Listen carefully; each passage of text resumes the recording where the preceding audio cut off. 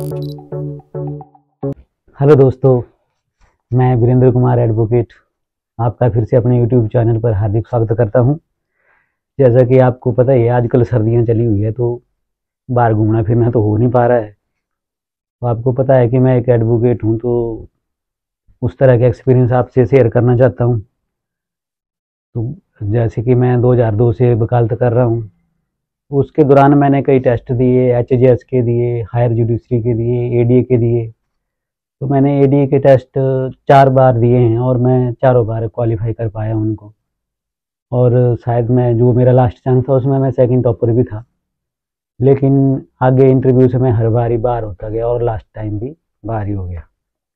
तो इसलिए मैं इंटरव्यू के बारे में तो बात नहीं करूँगा आपसे, पर मैं आपको ये बता सकता हूँ कि जो ADA का पेपर है ना, रिटन पेपर, उसको कैसे क्रैक करें, कैसे आप अच्छे नंबर उसमें सिक्योर करें, कैसे टॉप करें, उसके बारे में मेरे को एक्सपीरियंस है तो मैं आपको बता सकता हूँ। तो जैसा कि मैं आपको बताऊंगा कि मैंने लास्ट बार दिया था 2016 में। तो इसमें आते हैं 5 क्वेश्चन होते हैं। अब जो मैं आपको बताऊं, पहले तो आप तैयारी करके जाएंगे, वो आपको पता है, खुद अच्छी सी तैयारी करेंगे, फिर जाएंगे अटेम्पटेशन के लिए। तो आप जा रहे हैं, जो भी आप क्वेश्चन पढ़ रहे हैं उसका आपको हर एक कॉन्सेप्ट बिल्कुल क्लियर होना चाहिए, तभी आप कुछ अच्छा कर पाएंगे। अब जैसे पेपर है तो इसमें 5 क्वेश्चन आते हैं, 2 पार्ट्स होते हैं, और आपको कम से कम एक पार्ट से 2 क्वेश्चन अटेम्प्ट करने होते हैं। यानी 3 क्वेश्चन आप दूसरे पार्ट से अटेम्प्ट कर सकते हैं। तो मेजर जो सब्जेक्ट इसके रहते हैं, जैसे इंडियन पैनल कोड हो गया, क्रिमिनल प्रोसीजर कोड हो गया, इंडियन एविडेंस एक्ट हो गया, ये तो बिल्कुल मेजर हैं। 3 क्वेश्चन आप इनसे कवर कर लोगे आराम से। और जो दूसरा पार्ट है सिविल लॉ का, उसमें CPC हो गई, TPA हो गया और कॉन्ट्रैक्ट एक्ट हो गया, इनसे भी आप 2 क्वेश्चन आराम से कर लोगे। तो 2 क्वेश्चन आपने उनसे करने हैं, 3 क्वेश्चन आपने फर्स्ट पार्ट से करने हैं। क्योंकि ये फर्स्ट पार्ट जो है आपका क्रिमिनल लॉ, जो मैंने आपको बताया 3, ये तो मेजर है क्रिमिनल लॉ के, आपको कहीं भी काम आएंगे। चाहे आप ADA में सिलेक्ट नहीं होंगे तो वकालत करेंगे तब भी आपको बहुत अच्छे काम आएंगे। तो ज़्यादा मैं इस पर नहीं बोलूँगा अभी मैं आपको ADA के बारे में बता रहा हूँ। तो आप देखो, जैसे कि 5 क्वेश्चन है ना इसमें, तो आपको 5 क्वेश्चन आप 5 मिनट ले लीजिए आप अपने, मतलब 3 घंटे का पेपर होता है, 3 घंटे में आपको 180 मिनट मिलते हैं। तो आपको टाइम डिवाइड करना है अपने पहले उसमें कि कितने टाइम में मैं कितने क्वेश्चन, कौन कौन से क्वेश्चन करूँगा। तो जैसा कि आपको क्वेश्चन पेपर मिलता है तो आप उस टाइम देख लो, 5 मिनट आप क्वेश्चन पेपर की रीडिंग के लिए रखो, और रीडिंग के बाद आप प्लान करोगे कि मैं कौन कौन से क्वेश्चन करूँगा। उस सारी चीज़ों के लिए आप 5 मिनट रखो। उसके बाद आप आ जाओ अटेम्पटेशन पे। तो जो आपका पहला क्वेश्चन है, आप वही करेंगे जो आपको सबसे अच्छे से आता होगा। आई होप कि आपको जो फर्स्ट पार्ट आता है क्रिमिनल लॉ का, उसमें से एक क्वेश्चन आपको बिल्कुल सही तरह से आता होगा। तो आप पहले उस क्वेश्चन को अटेम्प्ट करो जो आपको अच्छी तरह से आता है, जिसमें आपके सारे कॉन्सेप्ट बिल्कुल क्लियर हैं, उसको करो। आप उस क्वेश्चन को दे दो आप 45 मिनट। 5 मिनट आपने पहले कर लिए हैं, 45 उसको दे दो, 50 मिनट आपके हो गए।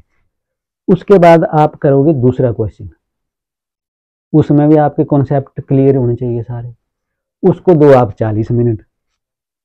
2 क्वेश्चन आपके बिल्कुल इतने अच्छे जाने चाहिए, बिल्कुल हर कॉन्सेप्ट क्लियर, और हैंड राइटिंग भी आपका लेजिबल होना चाहिए।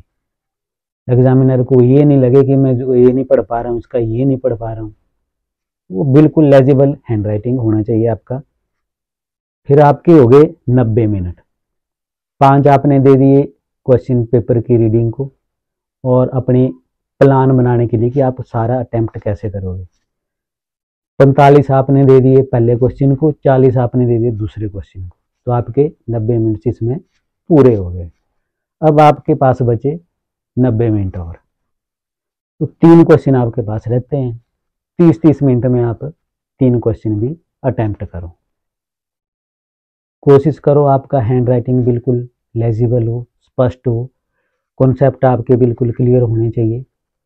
अगर आपको लगता है कि कोई क्वेश्चन आप पूरा नहीं कर पाओगे तो उसको आप चाहे कम टाइम दे दो, तो जो आप बढ़िया जानते हैं क्वेश्चन आपको आता है उसको आप अच्छा सा टाइम दो और वो अटैम्प्ट करो। तो आप, आई होप कि आप 100 में से 90% बिल्कुल सिक्योर करोगे। तो दोस्तों, जैसा कि मैंने आपको बताया कि मैंने एडीए का 4 बार क्वालिफाई कराया है। एचजीएस के में भी मैं क्रिमिनल लॉ में सिर्फ 2-3 नंबरों से रहता था, और हायर जुडिशरी जो एडिशनल सेशन जज का पेपर होता है उसमें भी मेरे लास्ट चांस में 117 थे, 117 नंबर, जबकि अगर मेरे को सिलेक्ट होना था मेरे को कम से कम उसमें 122-23 नंबर चाहिए थे, तो मैं नहीं कर पाया और वो मेरा लास्ट चांस था। तो मैं वकालत में ही हूँ। कॉन्सेप्ट मेरे हर एक सब्जेक्ट पे, हर एक क्वेश्चन पे, हर एक सेक्शन मेरे बिल्कुल क्लियर हैं। तो मैं आपको ये बताना चाह रहा था कि मैं आगे अपने ब्लॉग बनाऊंगा, हर एक ब्लॉग में आपको एक सेक्शन या एक क्वेश्चन बिल्कुल क्लियर करूंगा, कॉन्सेप्ट बिल्कुल आसान भाषा में समझाऊंगा। तो अगर आप मेरे साथ जुड़े रहेंगे, मेरे चैनल को सब्सक्राइब करेंगे, तो आपका अपनी एडीए की, एचजीएस की, हायर जुडिशरी की आप तैयारी अच्छे से कर पाओगे। जितना हो सकेगा मैं उतना बिल्कुल कॉन्सेप्ट क्लियर करूंगा।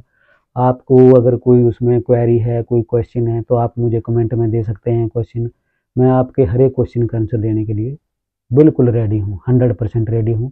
जैसा कि आप जानते हैं मेरी 20-22 साल की वकालत भी हो गई, हर एक तरह के ट्रायल में कर रहा हूँ, तो एक्सपीरियंस भी है, नॉलेज भी है, पढ़ाई भी है, अच्छी पढ़ाई करी है, बहुत मेहनत करी है, कोशिश करी है अपने हिसाब से। लाइफ में हर आदमी संघर्ष करता है, पर वो किसी को फल मिलता नहीं मिलता वो भाग्य की बात होती है। तो आप मेरे साथ जुड़े रहें। जिन्होंने सब्सक्राइब अभी तक नहीं किया वो सब्सक्राइब करें, क्योंकि आगे से मैं अब एक बुक पकड़ूंगा। जैसे पहले आपको आईपीसी से शुरू करूंगा, उसके सारे जितने भी सेक्शन हैं जो इम्पोर्टेंट हैं वो आपको बिल्कुल क्लियर कराऊंगा, हर एक कॉन्सेप्ट क्लियर कराऊंगा। तो आप मेरे साथ जुड़े रहें और मेरे चैनल को ज़्यादा से ज़्यादा सब्सक्राइब करें, लाइक करें, ताकि मुझे पता चले और कि आप मेरे को पसंद कर रहे हैं। आपको मेरी भाषा भी समझ आ रही है, जो मैं आपको बोल रहा हूँ वो भी आपको समझ आ रहा है, आप अपने कॉन्सेप्ट बिल्कुल क्लियर कर पा रहे हैं। तो मैं आपको ज़्यादा से ज़्यादा अपना वो जो एक्सपीरियंस है वो बता पाऊँगा। इसलिए ज़्यादा से ज़्यादा मुझे सब्सक्राइब करें। मिलते हैं फिर।